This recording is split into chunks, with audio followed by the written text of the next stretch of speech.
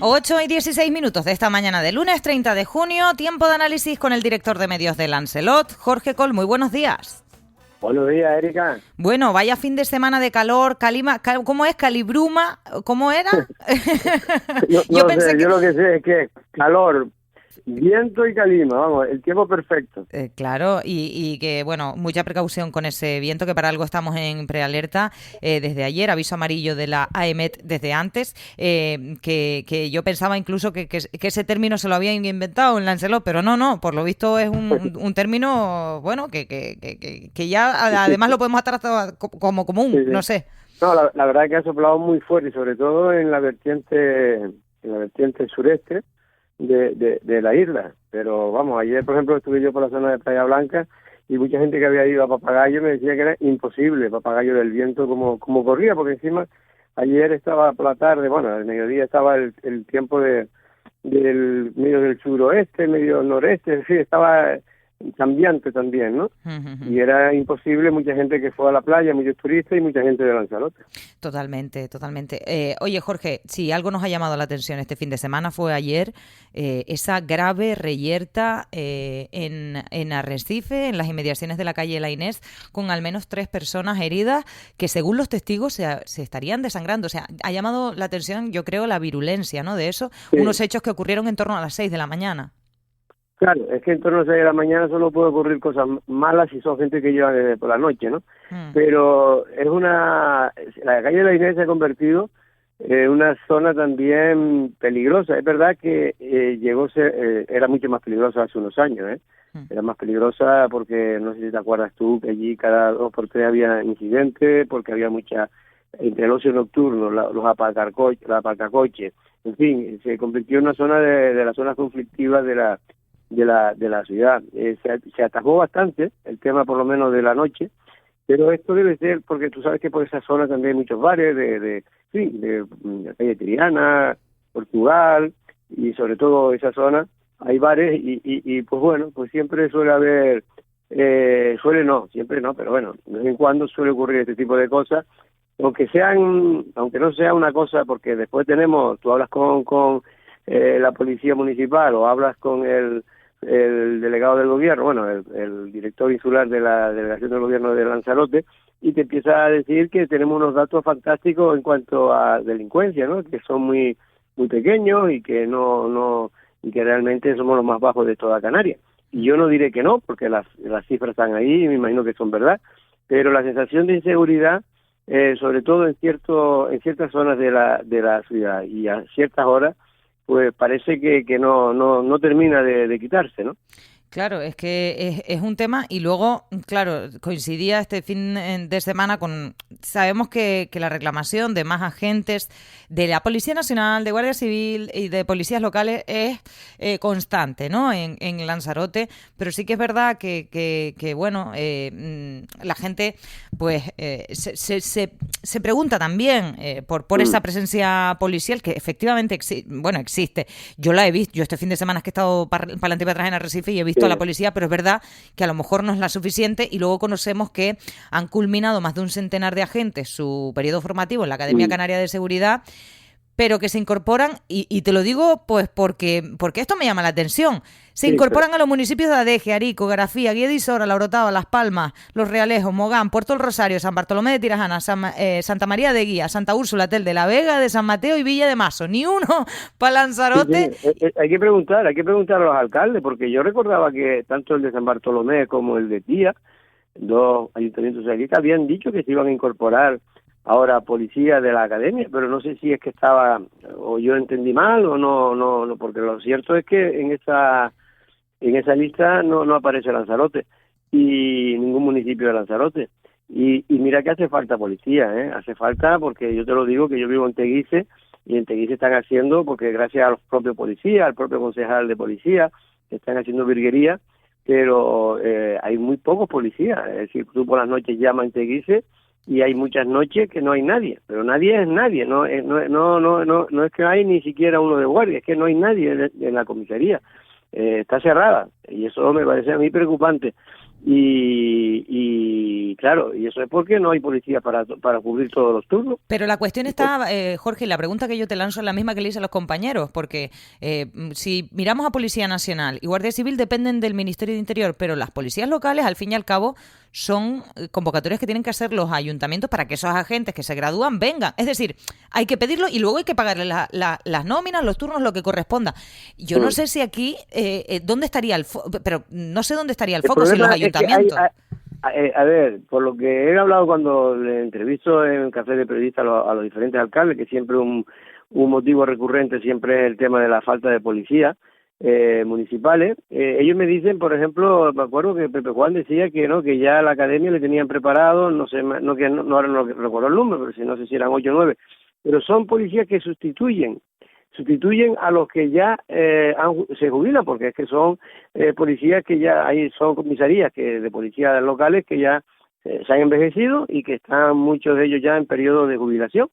Y el problema es que para jubilarse, cuando se jubila una persona no se cubre esa vacante, se tiene que esperar 9, 10 meses en el mejor de los casos, pero a veces hasta 2 y 3 años, ¿no? Y eso es lo que va creando un déficit de policía que ya no solo ya con el número que tenemos es potencialmente ridículo para el crecimiento que ha tenido la población, sino que además cuando se jubilan tampoco se cubren con rapidez, por lo tanto tenemos un doble problema. Es que claro, veremos y seguramente preguntaremos por lo que dices, ¿no? En fin, vamos a ver. Hay que preguntar al alcalde a ver por qué, lo que tú acabas de sacar, por qué en esa lista de 100 y pico, casi 200 policías que está preparándose en la academia, ninguno viene para Lanzarote. Es que no lo entiendo. Es que no lo entiendo porque es que a mí, bueno, yo entendí, al menos algunos de los alcaldes que hemos entrevistado en las últimas semanas, que efectivamente estaban preparándose para cubrir esas plazas, no para aumentarlas, para cubrir plazas de vacantes que se habían quedado por jubilación. Claro, bueno, esa es la pregunta que dejamos en el aire, si están haciendo los ayuntamientos su trabajo para reclamar más a gente, porque una cosa es decirlo a viva voz y otra es que se materialice en algún momento y se haga. Entonces yo ahí dejo esa pregunta que por supuesto haremos a quien corresponda. En fin. Bueno, en este caso hay que hablar con los alcaldes uno por uno, sobre todo en donde más falta, que es Tía, que es Costa Teguise, que es Teguise, Arrecife y Playa Blanca, que son los municipios más poblados. Uh-huh. Hace falta en todo, pero bueno, ahí en Tinajo y en Aría parece que la cosa más o menos se lleva mejor, pero porque hay menos conflictividad. Uh-huh. No quiere decir que no la haya, pero también está la Guardia Civil, en fin, ahí hay menos conflictividad. Uh-huh. Pero en los municipios, date cuenta que en municipios como Yaiza, que tiene una población flotante importantísima, turística y tal, es muy necesario la policía. O en Tías, ¿no? Que es una de las mayores poblaciones turísticas de Lanzarote.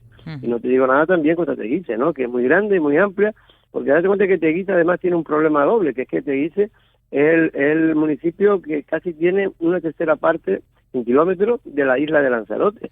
Por lo tanto, tú imagínate una cosa que ocurra en So, que pertenece a Teguise, y otra que ocurra en Guatiza, que también pertenece a Teguise. Pues mira cuántos kilómetros hay. Y a veces solo hay una patrulla por turno, lo cual se hace de noche, es muy complicado, ¿no?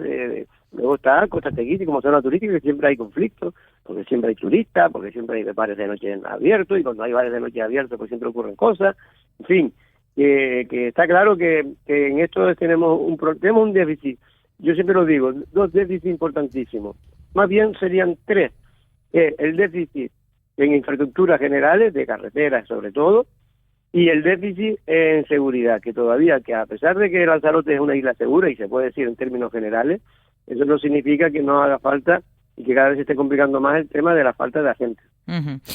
Jorge, hay otro asunto que, bueno, nosotros no tuvimos programa el pasado viernes, pero por eso no lo pude abordar, tampoco lo he podido abordar con los compañeros, porque la verdad que han pasado tantas cosas, pero sí me gustaría pues comentarla contigo en la medida en la que se pueda, porque al fin y al cabo se está recabando la información necesaria ante una denuncia, al parecer presentada, contra el consejero concejal de Podemos en el Ayuntamiento de Tías contra Nicolás Saavedra por parte de quien además fuera su asesora hasta poco tiempo, pues no sé si eran 24 horas, 48 horas de que la cesaran como asesora y él recibiera esa denuncia pocos días después. En fin, de lo que sepas de este asunto y lo que quieras comentar. Tú sabes cuál es mi criterio, como que siempre lo he intentado llevar. Cuando son denuncias de este tipo, hasta que no haya una por parte del juez que está instruyendo la causa, realmente una acusación, en este caso que impute a uno de las dos personas, en este caso sería al concejal.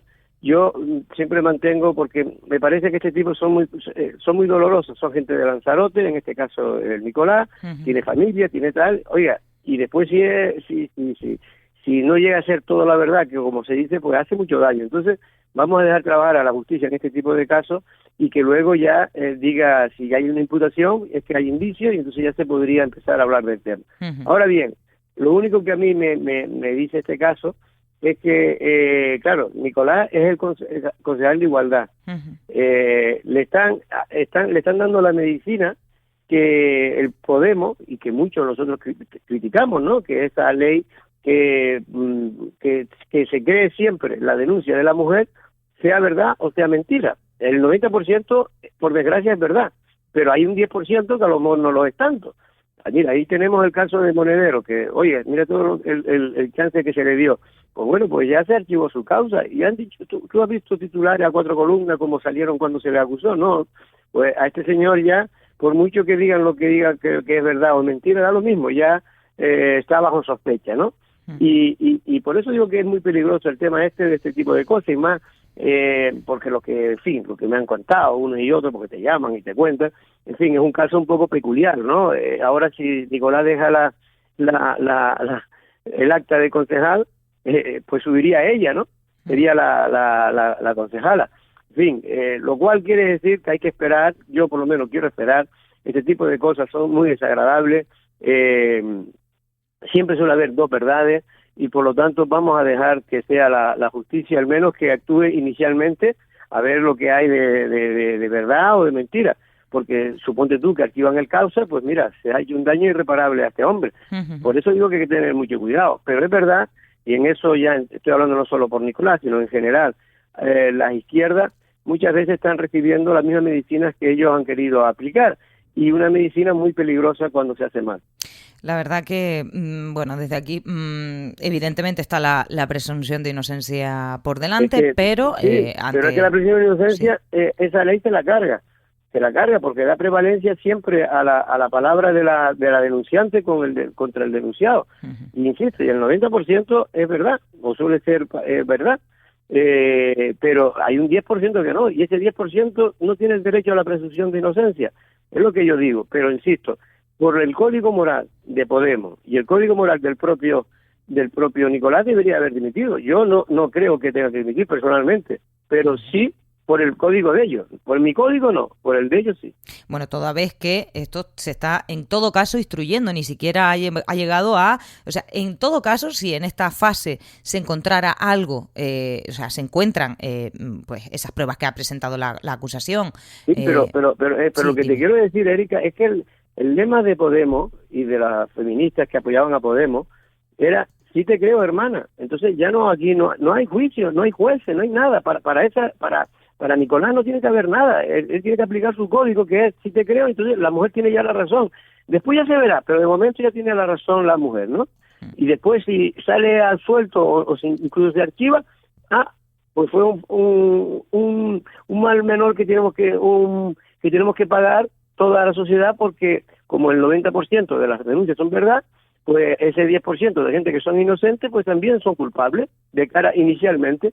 Por eso digo que no se puede legislar de manera irracional, no se puede legislar en contra del derecho de la presunción de inocencia y sobre todo contra el sentido común, porque parece que a veces hay casos complicados y los jueces, yo conozco a muchos jueces y no son claros los casos de este tipo de casos, nunca se sabe exactamente. Ahí está lo del tema de Rejón, que cada vez que tal, yo lo dije en principio, vamos a esperar, pero claro, con el código de Podemos, el Rejón tuvo que dimitir, no que le quedaba otra. Pero y ahora este tema no se sabe cómo va a acabar, porque de momento no ha habido ninguna imputación, de momento. Claro, pues vamos a ver cómo prosigue, estaremos pendientes, en todo caso, mantener esa prudencia, como dice. Jorge Coll, director de medios de Lancelot, muchas gracias y feliz arranque de semana. Un abrazo, hasta luego.